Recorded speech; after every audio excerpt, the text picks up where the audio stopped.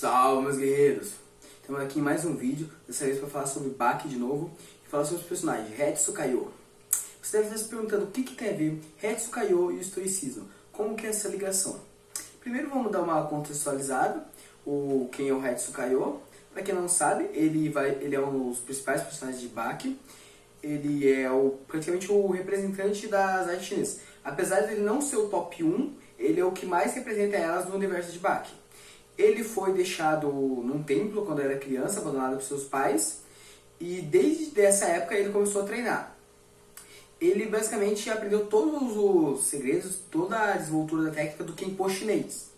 Claro que depois, mais pra frente, conforme ele foi conhecendo nas lutas mais de rua, as outras artes marciais, ele foi acoplando, pegando um pouquinho de tal técnica, melhorando, não se limitando apenas ao Kenpo chinês. Porque ele acreditava que ele precisava ser um guerreiro e poder lutar no seu ápice, ele precisaria de um pouco das outras partes.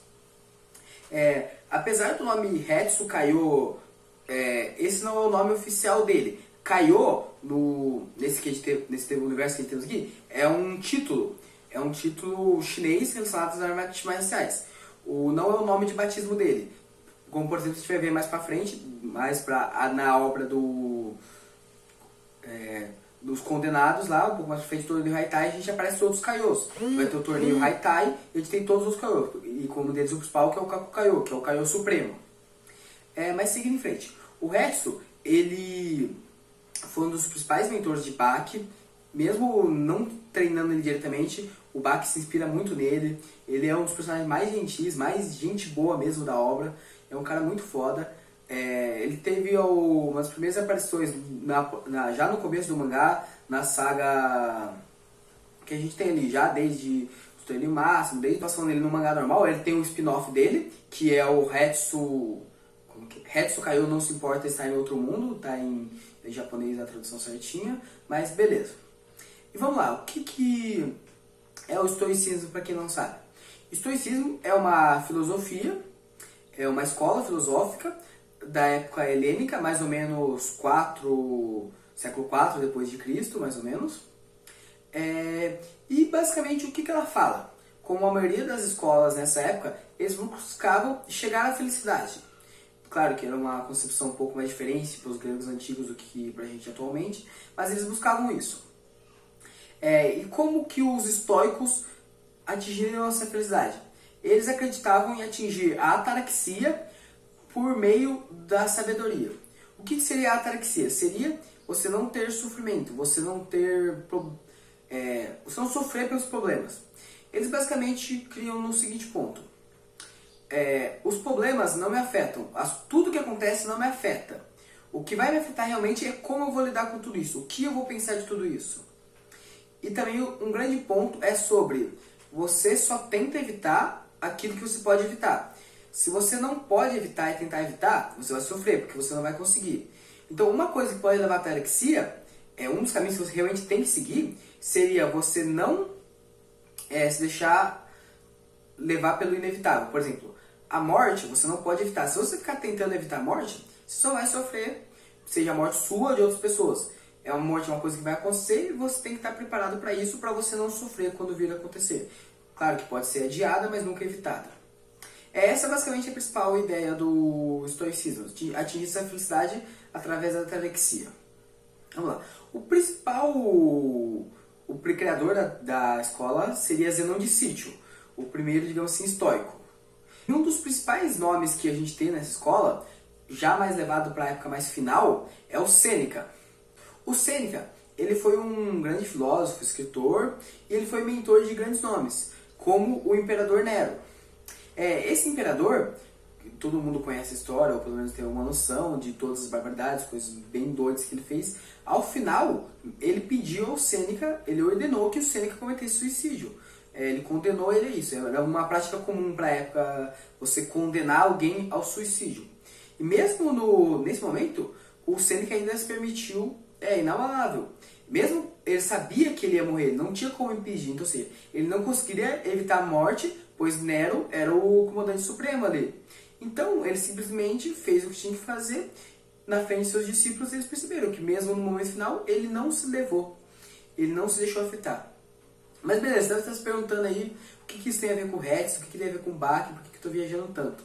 Vamos lá. Um dos livros de Sêneca são as Cartas a Lucílio, que ele escreve para esse parente mais novo dele, dando alguns conselhos sobre sabedoria, sobre como se tornar um estoico e tudo mais. E em uma dessas cartas ele dá um conselho assim: imagine um homem que você admira muito, que você tem uma grande admiração, alguém de grande nível.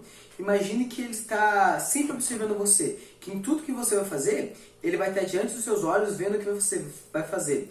E tome suas decisões baseadas nisso.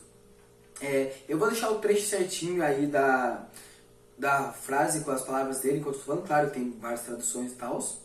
Essa carta está no primeiro volume do Cartas de um Estoico ou Cartas do Lucílio. E como que a gente pode trabalhar nessa questão? Ele fala assim, que se você tiver sempre alguém que você admira, que você considera, digamos assim, maior que você esteja observando, você não vai fazer alguns erros. Porque, pelo que a gente tem muita noção, muitos erros, muitas coisas erradas que a gente só faz errado porque a gente está sozinho. Porque não tem ninguém pra ver. Quantas vezes a gente já viu em filmes, coisas assim, ou até mesmo na vida real, aquela questão, ninguém vai ficar sabendo mesmo, ninguém vai ver mesmo, então foda-se, eu vou fazer. Mas se a gente tivesse sempre essa pessoa que a gente admira, no lado, você acha que a gente ia cometer erros? Ou você acha que em alguns momentos a gente tem essa fraqueza, essa ideia de desistir e tal? Não, a gente sempre ia se basear. Mesmo uma dúvida, a gente podia basear ao que ele faria.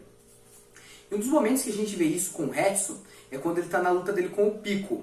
Depois que ele vê que ele realmente não consegue derrotar o Pico usando as artes dele, ele entra em colapso, entre aspas.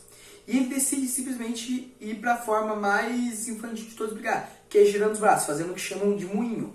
Isso não é realmente uma técnica válida, não realmente funcionaria, mas ele simplesmente falou, eu não vou perder com as artes chinesas, elas não perderiam aqui, então eu vou usar qualquer coisa. Porém, nesse momento, depois que ele percebe que ele usa alguns golpes por puro instinto, eu vou colocar aí esses principais trechos dessa parte para vocês verem. Vai ser de um MMV do canal Guts da Depressão, um canal muito legal que faz MMVs de Bach e de outros assim. Eu achei muito legal porque tá em português, é muito bem editado e tal. Então dá uma conferida lá se você quiser ver o MMV inteiro ou outros. Vai estar o link na descrição ali ou nos comentários. E beleza. Então o que acontece? Nesse momento aparece pro Hetsu uma imagem dele. Primeiro ele não percebe exatamente quem é. Depois ele entende que é ele mesmo, é ele no futuro, ou digamos assim, no futuro alcançável. Ele imagina quem ele pode se tornar.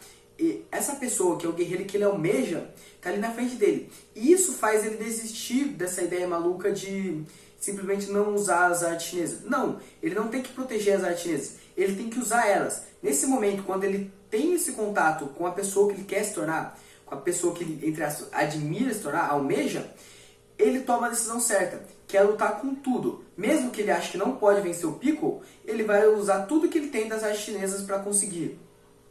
Isso é uma lição que a gente pode tomar para nós mesmos. Tanto a lição normal do Sêneca, que seria você imaginar essa pessoa para fazer você evitar cometer erros, te ajudar a tomar as decisões certas, quanto você imaginar você próprio, a pessoa que você almeja ser. Essa pessoa que você almeja ser, ela tomaria essa decisão ruim que você está pensando em tomar, ela agiria de tal forma, e você, digamos assim, se fosse possível, ela realmente estaria com você, você faria essa coisa na frente dela? É uma coisa que a gente tem que sempre se pensar. Então esse é um conselho que pode ser dado tanto pelo Hetsu, pelo Itagaki por consequência, né? E pelo Sêneca, que a gente pode se alinhar nesses dois pontos. É uma coisa que eu achei bem legal, um dos momentos que eu mais gosto do Hetsu na obra toda. Apesar de ter muitos grandes momentos, como a parte do boxe, a luta final contra o Miyamoto, mesmo assim, é um dos momentos que eu mais curto dele. E aí galera, o que vocês acharam do vídeo? Vocês curtiram? Vocês já conheciam sobre Sêneca, sobre estoicismo? Vocês acharam legal essa ligação que eu fiz entre eles? Comenta aí. Também faz aqueles comentários sempre para ajudar no engajamento, comentar Hetsu, estoicismo, Sêneca, Bach, o que foi aí galera? Deixa seu like aí, se inscreva e até a próxima. Dá uma olhada no resto dos vídeos do canal, tem bastante coisa legal sobre musculação, sobre essa vida de academias e tal, e também sobre mangá, principalmente sobre Bach. Então é isso aí galera, até a próxima.